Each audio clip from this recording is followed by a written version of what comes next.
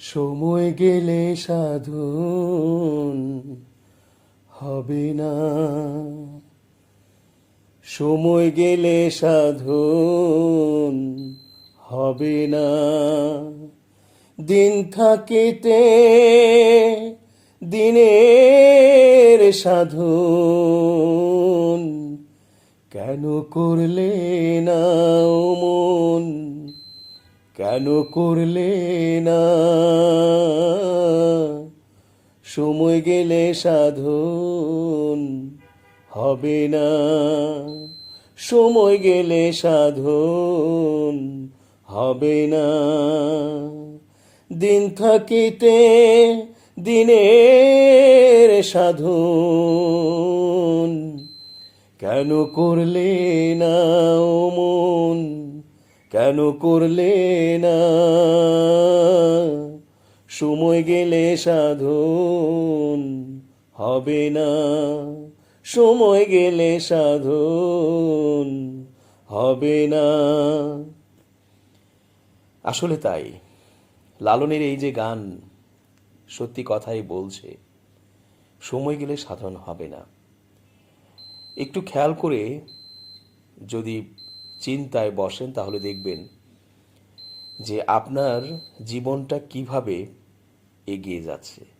আপনার শিশুকাল, আপনার তরুণ, যৌবন, মধ্য বয়স, তারপর প্রৌঢ় হয়ে যাওয়া, এই প্রত্যেকটি স্টেপ যদি আপনি খেয়াল করেন তাহলে দেখবেন যে জীবনটা নানা রঙে কিন্তু ভরপুর। আর জীবনের যে সময়গুলো আসে সেই সময়গুলোতে কিন্তু এক এক সময়ের চাওয়া দাবি এক এক রকম, এক এক সময়ের আনন্দ, এক এক সময়ের প্রাপ্তি, এক এক সময়ের বেদনা এক এক রকম। হয়তো যৌবনে যেটা আপনার কাছে বেদনার ছিল, কষ্টের ছিল, কিন্তু প্রৌঢ়ে এসে মনে হয়েছে ওটা কোনো ব্যাপারই ছিল না। আবার শিশুকালে যেটা আপনার কাছে মনে হয়েছে যে খুব গুরুত্বপূর্ণ, মধ্য বয়সে এসে মনে হয়েছে ওটা একদমই ফালতু ছিল, মানে ওটা নিয়ে এত আগ্রহ দেখানোর কিছু ছিল না। আবার হয়তো এমন আছে যে যৌবনে এমন কিছু করেছেন যেটা হয়তো এখন ভাবলে আপনার মনে পড়ে যে আহা, কত গুরুত্বপূর্ণ বিষয়টাই না ছিল, যেটাতে আপনি কোনো দামই দেন নাই। এরকম সময় গড়ালে সময়ের প্রেক্ষিতে মানুষের চাহিদা, চিন্তা, গুরুত্ব সব কিছুই কিন্তু এদিক সেদিক হয়, এবং সময়ের কিন্তু একটা দাবি আছে। এই জন্য লালন লিখেছেন সময় গেলে সাধন হবে না। আসলে সময়ের যে একটা দাবি থাকে, সময়ের যে একটা চাওয়া থাকে, সেটা সময়ের মধ্যেই করতে হয়।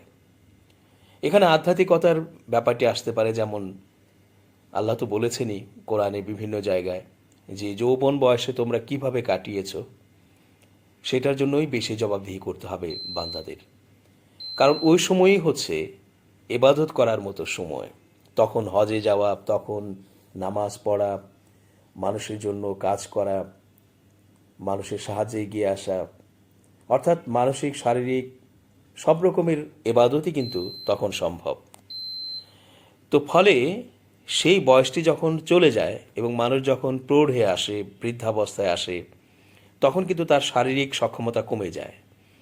ফলে এছাড়া মানসিকভাবেও সে সেই রকম চাঙ্গা থাকে না যেরকম নাকি যৌবনকালে মানুষ থাকে। তখন অনেক কিছুই সুন্দর লাগে, পৃথিবীটাই সুন্দর লাগে। কখনো মনেই আসে না যে মৃত্যু যে কোনো সময় গ্রাস করতে পারে। ফলে মানসিক অবস্থাও কিন্তু খুব চনমনে থাকে, টাটকা থাকে, সজীব থাকে। সে সময়ে এবাদত করলে তখন এবাদতের মধ্যে যে একাগ্রতা দেখানো, সেটা মানসিক, শারীরিক সব দিক থেকে কিন্তু পারফেক্ট থাকে। কিন্তু বয়স হয়ে গেলে মানসিকভাবেও একটা জবুথবু ব্যাপার আসে, শারীরিকভাবেও মন ভেঙে যায় এই কারণে যে জীবন তো চলেই গেল, কি হলো, কি পেলাম, কি হারালাম, আসল কাজই তো করলাম না।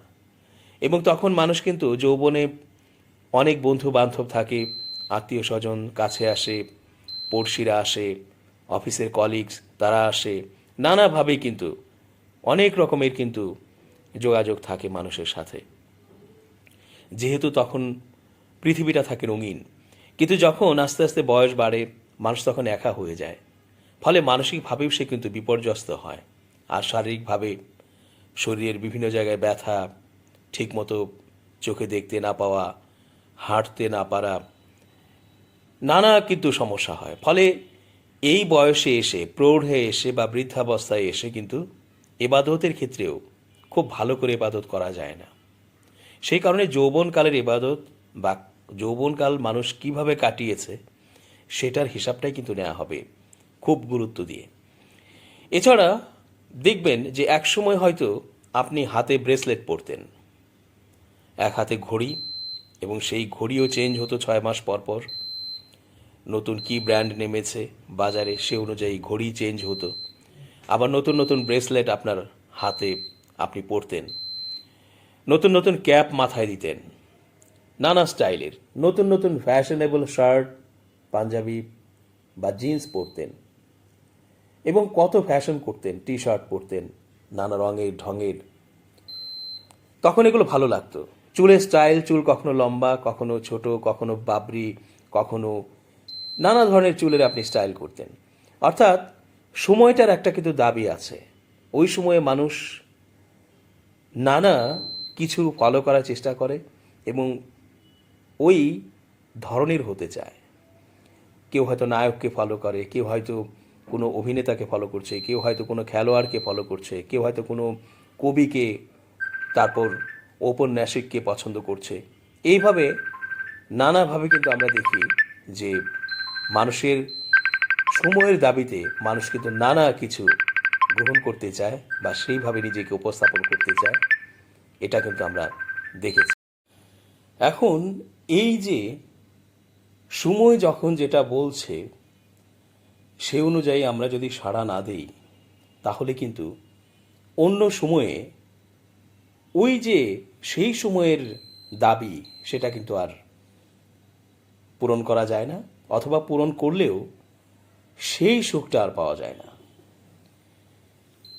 আপনি এক সময় জিন্স পরতেন, নীল জিন্স, আবছা নীল jeans, black jeans, ash jeans, কখনো স্কিন টাইট, কখনো আবার একটু নিচের দিকে ঢিলে ঢালা, কখনো আবার ট্রাউজার টাইপের, নানা টাইপের আপনি জিন্স পরতেন এক সময়। সে সময় আপনার এটাই একটা দাবি ছিল যে আমি হাতে টাকা পেলেই নতুন নতুন জিন্স কিনবো এবং সেটা পরে আমি ভার্সিটি যাব অথবা কলেজে যাব। কিন্তু সেই সময়টা যখন আপনি পেরিয়ে এসেছেন, তখন কিন্তু আপনার সামনে হয়তো অনেক জিন্স, নানা স্টাইলের, নানা ফ্যাশনের, নানা রঙের, কিন্তু আপনি আর জিন্স পছন্দ করছেন না। তখন আপনার হয়তো প্লেইন যে প্যান্ট সেটাই আপনার পছন্দ। একসময় ব্রেসলেট পরতেন, তখন বাজারে গেলেই বা কোথাও গেলেই আপনি অর্নামেন্টসের দোকানে যে ব্রেসলেট খুঁজতেন, নতুন নতুন কি ব্রেসলেট আছে, আপনি সেটা কিনতেন, সংগ্রহে রাখতেন এবং প্রতিদিন চেঞ্জ করে করে ব্রেসলেট পরতেন। এটা একটা উদাহরণ দিলাম। এরকম অনেক কিছুই হতে পারে। একসময় আপনি হয়তো উপন্যাস পড়তেন, কোথাও জার্নি করলে বা কোনো অবসরে আপনি বসে থাকলে স্টেশনে, ট্রেনের জন্য, অথবা কোথাও আপনি সুযোগ পেলেই উপন্যাস পড়তেন। এই জন্য আপনি আপনার ট্রাভেল ব্যাগে অথবা আপনার ছোট্ট যে সাইড ব্যাগ, সেখানে আপনি হয়তো 2-4টে বিখ্যাত ঔপন্যাসিকের উপন্যাস রাখতেন। আপনি সেটা পড়তেন সময় পেলেই। কিন্তু এমন একটা সময় আসে যখন আপনার হাতের কাছে বিশাল লাইব্রেরি, উপন্যাসে ঠাসা, কিন্তু আপনার আর আগ্রহ নেই যে উপন্যাস আপনি পড়বেন। এমন সময় থাকে যখন আপনার হাতের কাছে হয়তো অনেক ইসলামী বই আছে, ওলি আউলিয়াদের বই, নবীদের বই, ইসলামী অনেক রকমের বই আছে। আপনি হয়তো সেগুলোর গুরুত্ব বোঝেননি। তখন আপনার বয়স কম ছিল, ইবাদত বন্দিগিতে মন থাকতো না, একটা প্রেম প্রেম একটা ভাব থাকতো। তখন আপনার এই সমস্ত ইসলামী বই পড়তে ইচ্ছে করতো না।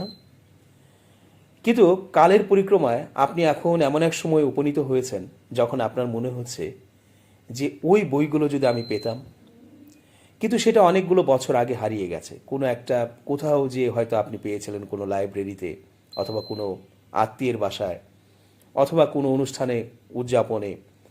কিন্তু সেই বইগুলো আপনি আর পাচ্ছেন না।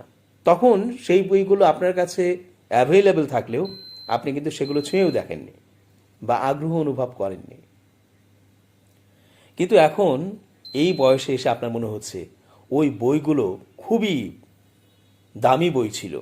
আমি উপন্যাস বা গল্পের বই ছেড়ে যদি ওই যে মৌচাকে ঢিল একটা সাপ্লিমেন্টারি ছিল যায় যায় দিনের, সেই মৌচাকে ঢিল যে কত জনপ্রিয় ছিল সে সময় যুবকদের জন্য, তরুণদের জন্য, যে মৌচাকে ঢিল পেলে সেই সাপ্লিমেন্টারি কপি একবার নয় কয়েকবার করে সেটা পড়া হতো।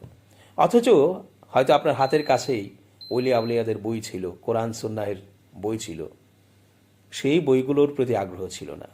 এখন প্রৌঢ়ে এসে বা বৃদ্ধাবস্থায় এসে বা মধ্য বয়স ছাড়িয়ে এই সময় এসে মনে হচ্ছে ওই বইগুলো এখন কোথায় পাই, নামও তো মনে নেই। কিন্তু কিছু কিছু হয়তো আপনি প্রচ্ছদ দেখেছেন, দূর থেকে শিরোনাম দেখেছেন, দু একটা পাতা উল্টে দেখেছেন, দু একটা লাইন এখন হয়তো মনে আছে, কিন্তু আপনার তখন আগ্রহ ছিল না। একসময় আপনি হয়তো লাল রঙের শার্ট পরতেন, হাফ শার্ট, বা খুব গাঢ় রঙের কোনো আপনি হয়তো ফতোয়া পছন্দ করতেন। কিন্তু এখন আপনার কাছে ওইগুলো আর ভালো লাগে না। একসময় মনে হতো যে অনেক অনেক টাকা থাকলে আমি মাসে মাসে ঘড়ি পাল্টাতাম, নতুন নতুন ঘড়ি। বলা যায় যে এগুলো যখন মানুষ ওই যে স্পোর্টস রিস্ট ওয়াচ, স্পোর্টস যেগুলো, ওগুলো কিন্তু অনেক স্টাইলিশ ঘড়ি হয়। তখন আপনার কাছে অত টাকা ছিল না, হয়তো কোনো ক্রমে একটা কিনেছেন, 5 বছর পর আবার চেঞ্জ করেছেন। কিন্তু আপনার মনে চাইতো যে প্রতি মাসেই, অথবা আপনার কাছে অনেকগুলো ঘড়ি থাকতো, আপনি প্রতিদিন চেঞ্জ করে করে স্পোর্টস রিস্ট ওয়াচ আপনি পরতেন। এখন আপনার কাছে টাকার অভাব নেই, কিন্তু সেই স্পোর্টস রিস্ট ওয়াচ আপনার আর পরতে ইচ্ছে করে না। আপনি এখন অফিসিয়াল যে রিস্ট ওয়াচ আছে সেটা ব্যবহার করেন, অথবা সেটাও এখন করেন না, কারণ এখন মোবাইল ফোনেই সব কিছুই আছে। সো আপনি সেটাও আর ব্যবহার করেন না। একসময় খুব স্টাইলিশ চশমা পরতেন, অর্থাৎ গগলস আপনি ব্যবহার করতেন স্টাইল করে করে, নানা ফ্রেমের, নানা স্টাইলের, নানা রঙের। সেটা খুব ভালো লাগতো, কিন্তু গগলসগুলোর দাম হয়তো বেশি থাকতো, বা ফ্যাশনেবল গগলস কিনতে গেলে হয়তো খরচটা বেশি করতে হতো। সেই রকম খরচ করার সামর্থ্য হয়তো ছিল না, অথবা থাকলেও অ্যালাউড ছিল না। কিন্তু এখন আপনার কাছে অনেক টাকা আছে এবং আপনার কাছে এই সমস্ত গগলস কেনা কোনো ব্যাপার নয়। কিন্তু ওই যে লাল, নীল, আকাশি, কালো বিভিন্ন রকমের গগলস যে আপনি এখন পরবেন, সেই মনটা আর নেই। আপনার এখন আর ইচ্ছে করে না যে গগলস কিনে আপনি পরে বাইরে ঘুরলেন, বেড়ালেন, বন্ধুদের সাথে আড্ডা দিলেন। একসময় আপনার বন্ধু বান্ধব অনেক ছিল এবং আপনি মিশতেন, আড্ডা দিতেন রাত 12টা, 1টা, 2টা পর্যন্ত, আপনাকে খুঁজেই পাওয়া যেত না।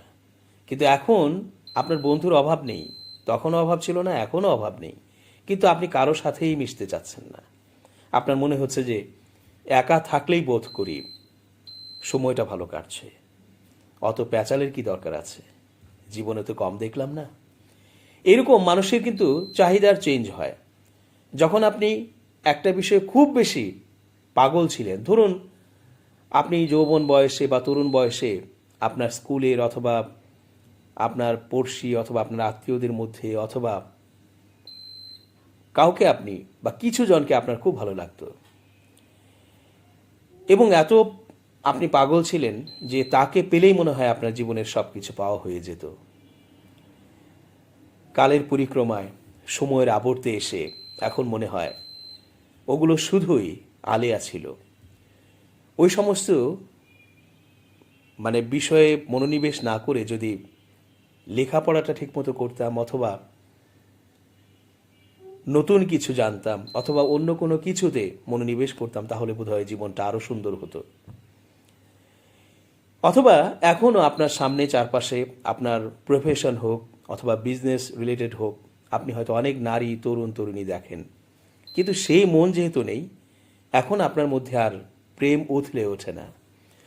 আমার মা একটা কথা বলতেন, সবসময় বলতেন, যেহেতু তার সন্তান আমি, পেটে ধরা থেকে শুরু করে এখন পর্যন্ত তিনি গাইড করে গেছেন, এবং এই প্রত্যেকটি সময়ের যে ডিমান্ড, চাহিদা, সেটা অনুযায়ী উনি কিন্তু স্মরণ করিয়ে দিয়েছেন, বাবা, তোমার এই সময়ে যা মন চাইছে, তুমি হয়তো একাধিক কিনতে পারছো না, কিন্তু এক দুটো কিনতে পারলে সেটা কিনো।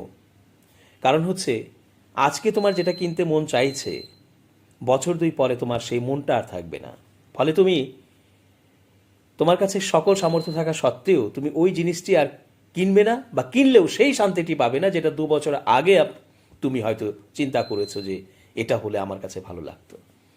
এইভাবেই সময় বদলায়, মানুষের মন মানসিকতা বদলায়, মানুষের চাওয়া পাওয়া বদলায়, মানুষের উচ্ছ্বাস আনন্দ বদলায়, মানুষের অনুভূতির পরিবর্তন কিন্তু ঘটে। এটাই দুনিয়া। সেই জন্য যদি সময়ের রঙগুলো বুঝতে আমরা চাই, তাহলে হয়তো আমাদের মানে যা কিছুই আছে অল্পের মধ্যে হলেও ওই চাহিদাটা মেটানো উচিত।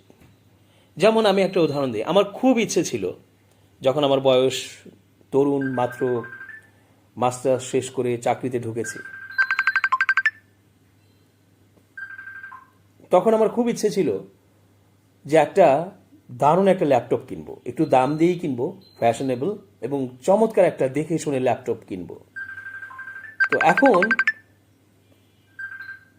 এখন কিন্তু ল্যাপটপের প্রয়োজন, বা ল্যাপটপ নিয়েই সারাদিন থাকি, অফিস ব্যবসা যাই বলি না কেন। কিন্তু সেই যে সময়টাতে ছিল যে একটা ল্যাপটপ আমার নতুন হবে, আমি ক্যারি করব, সেটা বিভিন্ন জায়গায় নিয়ে যাব, যেহেতু তখন কেনা হয়নি, সুতরাং এখন আমি ল্যাপটপ দিয়েই কাজ করছি, কিন্তু আমার পছন্দের ল্যাপটপ আর কেনা হয়নি। এবং এখন যেটা আমি বলতে চাই যে আমার আর ল্যাপটপের প্রয়োজনও নেই, কারণ আমি ল্যাপটপ কিনে কি করব, আমার তো ল্যাপটপের চাহিদা পূরণ হচ্ছেই। কিন্তু ওই যে শখ ছিল নিজের একটি নতুন ল্যাপটপ থাকবে, সেই ইচ্ছেটি নেই, মরে গেছে, এবং একেবারেই মরে গেছে। তাই যখন যেটার ইচ্ছে হয় তখন সেটার পূরণের জন্য চেষ্টা করা উচিত, সেটা অল্প করে হলেও। না হলে যে সময়গুলো হারিয়ে যায়, সেই সময় আর আমরা ফিরে পাবো না, সেই মন মানসিকতা আর ফিরবে না।